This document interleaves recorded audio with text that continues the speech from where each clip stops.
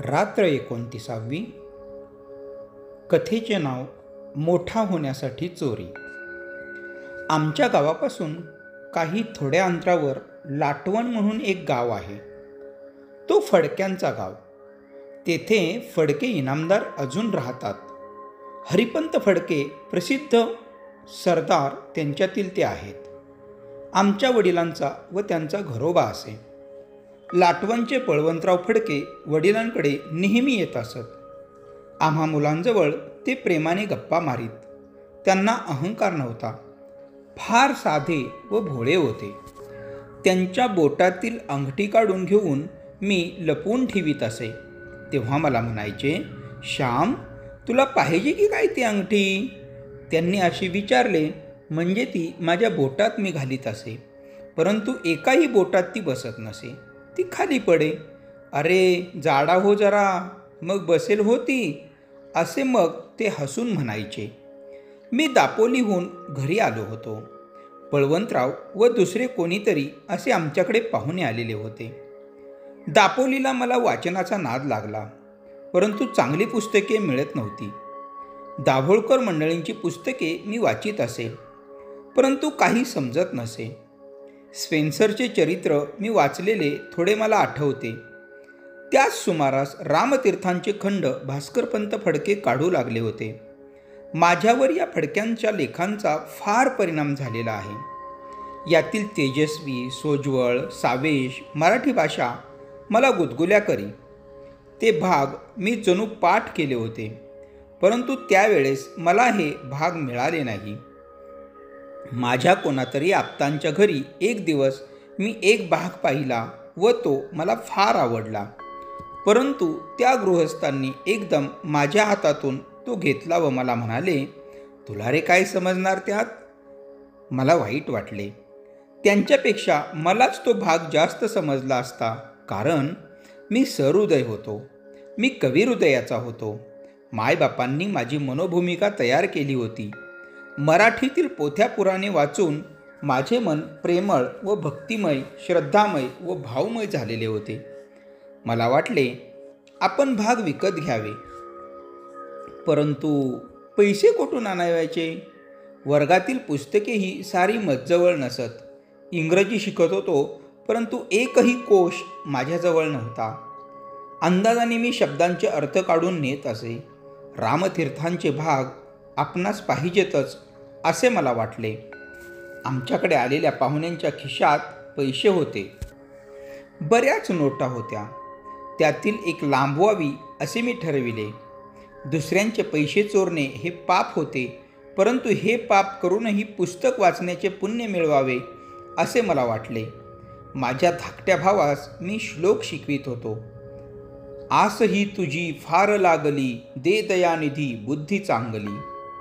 बुद्धी चांगली देण्याबद्दल मी श्लोक शिकवित होतो, परंतु चोरी करून बसलो होतो. माझे वडील व ते पाहुणे एकत्र बसले होते. पुन्हा पुन्हा त्यांनी नोटा मोजल्या. एक 5 रुपयांची नोट कमी. भाऊराव, 5 रुपये कमी भरतात, एक नोट नाही. ते पाहुणे म्हणाले, नीट पाहिल्यात का साऱ्या खिशातून? कोणाला दिली तर नाहीत ना? माझे श्लोक शिकवणे सारे थांबले. चोराला कुठली झोप? घरात आई जेवत होती. तिच्याजवळ जाऊन मी गप्पा मारीत बसलो. आई, तुला इतकासा भात कसा पुरेल? आज उरला नाही वाटते. मी विचारले, बाळ, इच्छा कुठे आहे? 2 घास कसे तरी बळेच पोटात दवडायचे. 2 धंदे झाले पाहिजेत ना. पाणी उदक करता आले पाहिजे ना.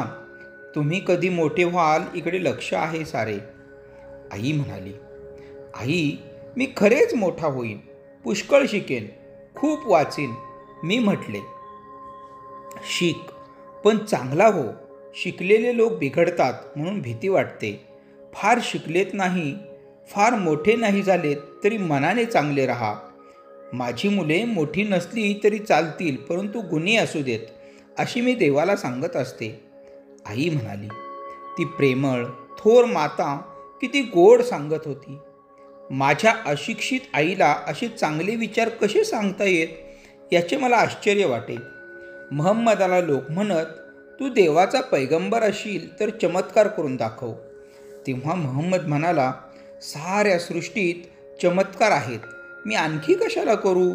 समुद्रावरून तुमच्या लहान लहान नावा वाऱ्याने जातात, हा चमत्कार नाही का? त्या अफाट सागराच्या वक्षस्थलावर निर्भयपणे त्या नाचतात, डोलतात, हा चमत्कार नाही का? रानात चरावयास गेलेली मुकी गुरे तुमच्या घरी प्रेमाने परत येतात, हा चमत्कार नाही का? वाळवंटात झुळझुळ झरे दिसावे, वाळवंटात मधुर अशी खजुराची झाडे असावी, हे चमत्कार नाहीत का? असे सांगत शेवटी महम्मद म्हणाला, माझ्यासारख्या एका अडाण्याच्या तोंडून तो कुराण वदवितो, हा चमत्कार नाही का? मित्रांनो, माझ्या आईच्या मुखातून तो कुराणच बोलवीत होता. कुराण म्हणजे पिळवटून निघालेले उद्गार. आईसुद्धा कळकळीनेच मला सांगत होती. हृदय पिळवटून निघालेलेच ते शब्द होते. हृदय गाभाऱ्यातील जी पवित्र शंकराची पिंडी, तिचाच तो ध्वनी होता. तिचे बोलणे माझी श्रुती स्मृती होती. मोठा नाही झालास तरी गुणी हो, थोर शब्द. ते ऐकत असतानाच माझ्या हृदयात मला विंचू डसत होते, साप दंश करीत होते. मित्रांनो, इंग्लंडला ट्युडर राजे झाले. त्यांच्या कारकिर्दीत जिकडे तिकडे गुप्त पोलीस असत. एका इतिहासकाराने असे लिहिले आहे की त्यावेळेस प्रत्येक उशीखाली विंचू होते. कोठेही विश्वासाने डोके ठेवाव्यास त्या राज्यात जागा नव्हती. हृदयाच्या राज्यातसुद्धा विंचू आहेत. ते तुम्हाला झोपू देत नाहीत, सारखे तुमच्या पाठीमागून येत असतात. कोठे पाताळात गेलात, मेलात तरी ते गुप्तदूत आहेतच. सत्सद विवेक बुद्धीची टोचणी ती सदैव आहेच आहे. घरात तर कोणी आले नाही, चमत्कारच म्हणावयाचा. वडील म्हणाले, श्यामला वगैरे विचारा, कोणी मुलगा वगैरे आला होता का? वाईट असतात काही मुले. अलीकडे मुलांना वाईट सवयी लागत आहेत. लहानपणीच विडी व विडा याशिवाय त्यांचे चालत नाही. श्याम, अरे श्याम, बळवंतरावांनी हाक मारली. मी गेलो. काय? मी विचारले. बळवंतराव म्हणाले, श्याम, तुझा कोणी मित्र वगैरे आला होता का रे? एक नोट नाहीशी झाली आहे रे. मी म्हटले, नाही बुवा, मीच आज बाहेर खेळावयास गेलो होतो. संध्याकाळी आलो, कोणी आले नव्हते. वडील म्हणाले, श्याम, तू तर नाही घेतलीस? घेतली अशीस तर सांग.